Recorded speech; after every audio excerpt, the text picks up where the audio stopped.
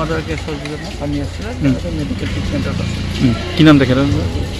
নজিবুৰ ৰহমান। অঁ তেওঁ আৰু লগত আৰু দুজন আছিলে ট্ৰিটমেণ্টত। তাতে অলপ আমাৰ গাৰ্ড পাৰ্টি গাফিলতি আছে।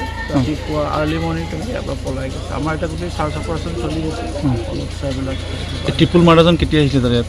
তাতে 21 তাৰিখে অন মেডিকেল ট্ৰিটমেণ্ট আহিছিল।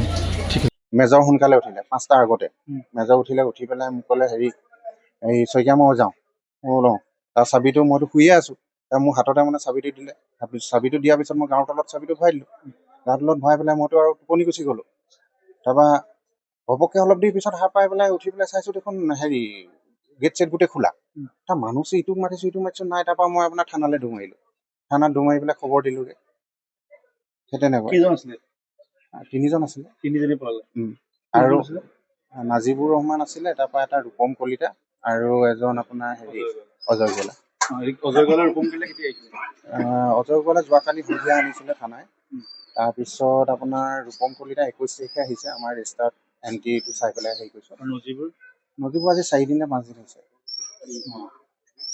দুজন জেলৰ আহিছিল? জেলৰ এজনে নজিবুৰ।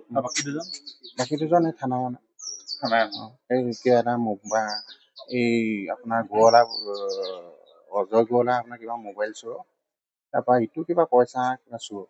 আচ্ছা, এই নজিবুৰৰ কি বেমাৰ হৈছিল? নজিবুৰ কিবা চুগাৰৰ বেমাৰ নেকি? ট্ৰিটমেণ্ট আছিলে। ট্ৰিটমেণ্ট 3টা পলাই দিলে। 3টা পলাই। আৰু হেৰিমত কেইজন আছিলে আৰক্ষী দায়িত্ব? তেতিয়া ময়ে আছিলোঁ। কি নাম আপোনাৰ? মোৰ নাম টিকু শইকীয়া। আপুনি এজনেই আছিলে? মেজৰটো সেয়া ওলাই টোটেল 2জন থাকি নে? মানে 3জন।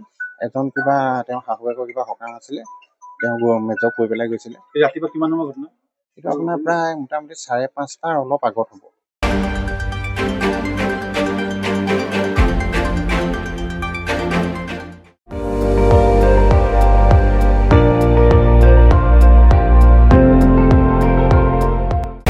আপুনি চাই আছে ND24, সৰ্বশ্ৰেষ্ঠ নহয় সৰ্বোত্তমৰ দৌৰ।